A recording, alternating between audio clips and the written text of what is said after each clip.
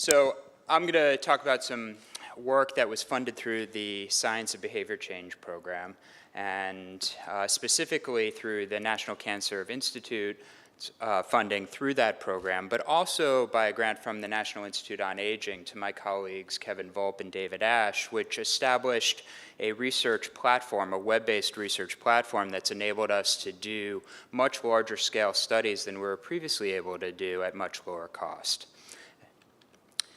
So I'll start with information that I think is familiar to all of you, but perhaps point out this recent article that was just published a couple months ago, which established not for the first time, but once again, that smoking remains the leading cause of preventable morbidity and mortality in the United States. But interestingly about this study, about 17% of the excess risk was actually attributable to previously unestablished relationships, such as between smoking and end-stage renal disease, for example. So an enormous burden of disease, and still a very tough nut to crack in terms of motivating cessation. So about 3/4 of the 18% of Americans who smoke want to quit, and indeed about half of them do make a real quit attempt for at least a day each year. But despite the proliferation of new pharmaceuticals, behavioral modification therapies, and other strategies, including, importantly, taxes on cigarettes, the rate of cessation is only about 2 to 3% annually, which is exactly the same as the rate of new uptake of cigarette smoking, and hence we've plateaued at that 18% range of smoking prevalence in the United States for approximately the past decade. So this was a study that I think many of you heard about on Tuesday when my colleague Kevin Volpe spoke. This is a study that he led that I think was really a landmark study in establishing for the first time in a large-scale effectiveness study the virtues of financial incentives for individual patients to change their behaviors. It was conducted among 878 employees of General Electric, randomly assigned them to behavioral modification therapy access, or that plus a bundle of incentives worth $750. And as you can see, there was a tripling of quit rates demonstrated in this study. But in thinking about this and thinking about how to move forward, and when I first started thinking about incentives, I think it's important to break incentives down into their component parts. And we developed this framework called the size, schedule, and structure of incentives, or what I like to call the what, when, and how. And if you think about the what, when, and how, or the size, schedule, and structure, they're each informed by different theories.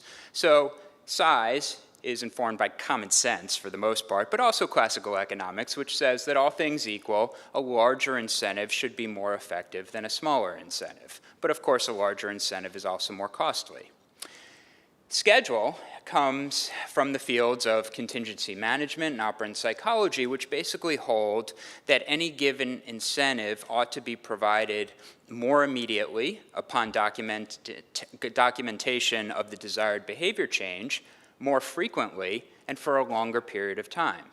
And yet all of those interventions or tweaks to the incentives are also resulting in larger costs. Structure, by contrast, or how money accrues and how it is then dispersed, is unique in the sense that the testing of different structures can make a given dollar go further. So it's a way of holding size and schedule constant, but delivering money in different ways, such that perhaps you can make them more effective without making them more costly. And it's our view that large-scale trials of different incentive structures can have the salutary effect of informing or engaging us in thinking about new insights into human decision-making that may, in fact, cut across behaviors. So we undertook a 5-arm randomized trial that was conducted among CVS Caremark employees, where we had a usual care arm, which I'll describe in a moment, and 4 incentive arms. And each incentive arm had an expected value of $800. That was basically just to account for inflation compared to Kevin's earlier study using $750.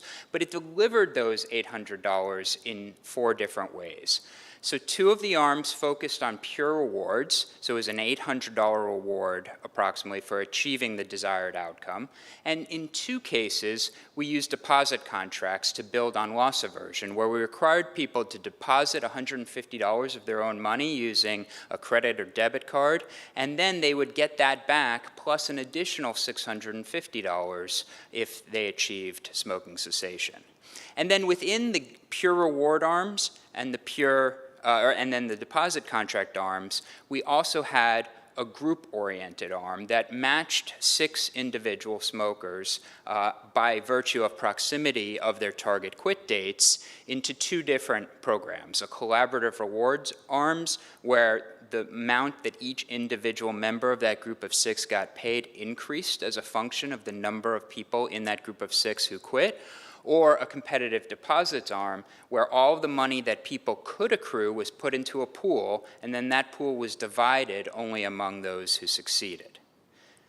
And the idea here was to build on a variety of known phenomena of individual behavior, or drivers of individual behavior, and really see what drives the effects. So, for example, financial gains dependent on informed by contingency theory, losses that use contingency management theory, but also build in principles of loss aversion. People are much more motivated to avoid losing $150 than they are motivated to gain $150. And then the group orientations build in the collaborative reward arms on principles of accountability and teamwork, and in the competitive deposit arms on principles of regret. It's one thing to lose your money if you fail, but you'll hate it even that much more if you know that someone else got your money for succeeding. And then finally, and importantly, we wanted to design a study that for really the first time would be large enough to identify effect modification, which is to say that different people, and not just different people according to demographic characteristics, but different psychological makeups might respond differentially to different incentive programs. And I'll get to that a bit at the end. So this was a study. It was actually just published online May 13th, I believe, of this year, and then in print May 28th. And as I mentioned, it was conducted among CVS Caremark employees. It's now called CVSHealth, about 2,500 of them. And the usual care arm, which all 5 arms, I should say, had access to, included access to information about the hazards of smoking cessation prepared by the American Cancer Society, and free access to nicotine replacement therapy and behavioral counseling. The primary outcome was sustained abstinence from smoking up through 6 months, and that was defined by both self-reported and biochemically confirmed abstinence at 14 days, 30 days, and 6 months. All 3 were required to achieve the primary outcome and reap the incentives. And the analytic framework we've adopted is that we were really interested in what's the most effective program. But in exploring what's most effective, we find it important to distinguish between programs that may be less acceptable, but work really well if they are accepted. So this is the distinction between acceptance and efficacy. So an intervention not only needs to be in the context of the incentive programs accepted, but you could think about in the context of medication adherence adhered to, but then it also needs to work. And this is an important distinction to make because, of course, if something simply doesn't work, you'd abandon it and move on to a different intervention. But if something works really well and the lesion in the system is one of acceptance or adherence, then the next logical step would instead be to tweak the design a bit to make it more acceptable or more easily adhered to. So these are the data on the acceptance of the financial incentive programs. Now, we were anticipating, of course, that because people are loss averse, that they wouldn't want to pony up their $150. And we, in fact, anticipated that there'd be approximately a 25% difference in the acceptance of the reward programs versus the deposit programs. But as you can see here, summing the reward programs, you see about 90% acceptance. There was no particular reason not to accept them. And summing the deposit programs, you see 14% acceptance, or approximately a 76% difference on an absolute scale. So huge differences in acceptance. Now, to evaluate efficacy and effectiveness, we take three different approaches. So first is the classic intention to treat analysis, which basically asks the question of, conditional on being randomly assigned to one of these 5 programs, what are the rates of the outcome among all comers?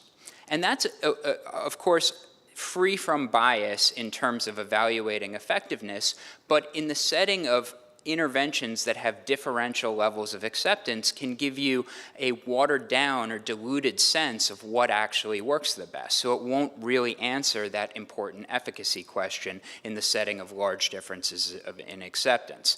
The natural response to that has traditionally been to do what's called a per protocol, or listed as PP here, analysis, where you look at those who accept a given intervention and the proportion of those who achieve a given outcome.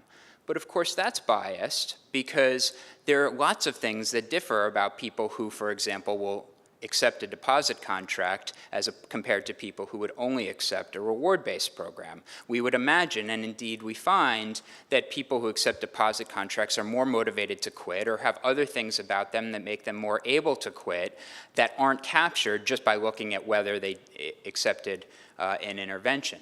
So then the third approach, and what we think is really the gold standard here, is an instrumental variable analysis called a Complier average treatment effect, which I won't go into in any great detail, but what this approach does is uses instrumental variables and methods of principal stratification to identify the proportion of people who would accept any given intervention to which they are randomly assigned, such that you can enable an apples-to-apples comparison among those proportions of those people who happen to be assigned to rewards or happen to be assigned to deposits, and get a true unbiased estimate of the absolute increment in efficacy comparing different interventions. And I'll walk through that in a moment.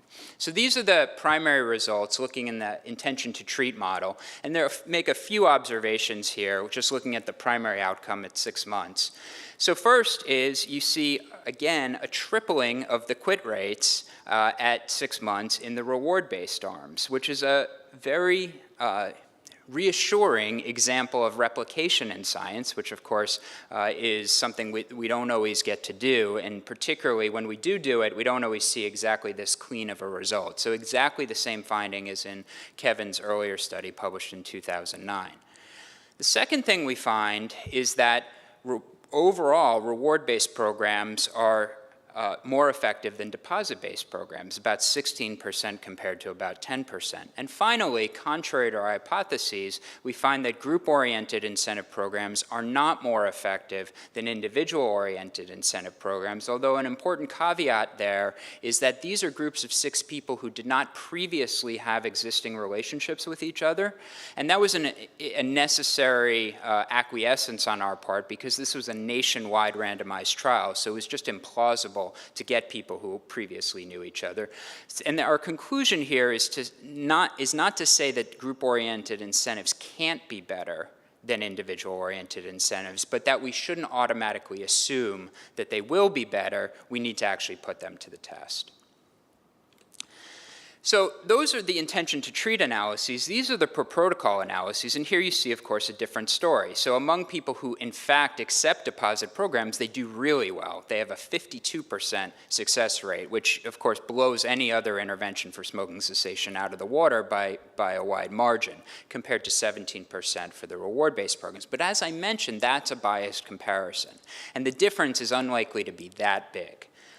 How big do I think it is? Well, this is revealed by the IV analysis, or the Complier average treatment effect, where we basically allow the data to speak to how much more motivated people who accept deposit contracts are than people who would only accept reward programs. And the data suggests that people who accept deposit contracts were about 9 times, or 9.36 times, more motivated to quit, or had a greater likelihood of quitting no matter what they were assigned to, than those who only accepted rewards. And under that estimate, the absolute incremental efficacy of deposit programs versus reward programs was still 13%, suggesting that you go from an overall effectiveness rate of 17% up to 30% among those who would accept any intervention to which they were assigned. The last sort of result in this study is that all of these programs are really not only cost effective, but cost saving. So these are data reflecting the cost per quit that either do or do not include the cost of actually motivating people to turn in their urinary or salivary samples. And you can see that even the most expensive programs, the pure reward programs, only cost between $1,000 and $1,200 to the employer to get one person to quit. Now that's a huge win-win, right? Because now those people are healthier, and employers are already spending somewhere between $3,000 and $6,000 extra to employ a smoker than to employ a non-smoker each year. So a huge cost savings with any of these programs. And in fact, you could use much larger incentive programs than we did in this study and still have it be a cost-saving intervention. So to wrap up the primary data here, I would conclude by saying it's critical to disentangle the acceptance and efficacy in comparative effectiveness research. We talked about the group versus individual-oriented incentive programs previously. The overall result that reward-based incentive programs are going to be more effective en masse, but the superior incremental efficacy of deposit programs suggests that if we could tweak them to make them more attractive, then we might achieve greater gains still. And indeed, this is exactly what CVSHealth is doing in the nicest and most rapid translation of research results. I said it was published in May. This program was launched June 1st, nationwide for all CVSHealth smokers. They asked us basically, using these data, what should we do? And we suggested dropping the incentive or the deposit contract amount down to the $50 to $75 range, and they chose $50. And they increased the match up to $700, and they're going to allow us to evaluate both acceptance rates and overall outcomes in this program over the coming years. So we're really looking forward to that. This is just an example of the brochure they've been handing out. And I'll also include this slide because it was most gratifying to us to see the immediate translation of the research, but I think the press it received was also important in the following way. Large employers are currently spending up to approximately $900 per employee per year on a variety of wellness activities, but they're doing this in ways that are largely blind to human psychology. And they're doing it through premium adjustments and lots of other ways that simply don't account for the increasing knowledge base that programs like the Science of Behavior Change have made possible in understanding how we can really use incentives to achieve greater good. I'm going to spend just the last few minutes, I'll skip that, talking about some new findings that are in preparation and where I think this work really needs to go, which is to move beyond the one-size-fits-all proposition of incentives and think about the fact that people who differ not only on demographic features but on behavioral or decisional phenotypes might respond differently to different types of programs. So these are data on acceptance tracked by annual household income, where lower income people are on the right of your graph. And you can see that reward-based programs are accepted greatly by people across the income spectrum, but deposit-based programs, as you might expect, are less attractive to poorer people. And when you look at the overall effectiveness, and I'm sorry the colors got reversed here, so now rewards are in orange and deposits are in blue, usual care is in green, you can see that the overall effectiveness of reward-based programs is the same regardless of your income, and the decline in effectiveness in deposit programs across the income range perfectly maps the decreasing slope in acceptance, suggesting that the efficacy is actually the same across the income spectrum. By contrast, here are the data between men and women. So these are the acceptance data, and as you can see, both groups accept reward programs at high rates, women actually a little bit more so than men. But there's actually a fairly substantive difference. Men are much more likely to accept deposit-based programs than women are. And it's not just that they're more likely to accept these programs, they're actually more likely to benefit from them conditional on acceptance. So here you can see there's no difference in response to reward programs between the genders, but for men, there's absolutely no difference between rewards and deposits, whereas for women, there's actually no difference between deposits and usual care. So big differences between rewards and deposits for women, and that's a dual phenomenon of acceptance and efficacy. Last but not least is people with different temporal discounting curves. So we tend not to feel connected with our future selves, and hence we prioritize behaviors that please our present selves. Smoking, eating the chocolate cake, and a variety of other behaviors fall under this general rubric.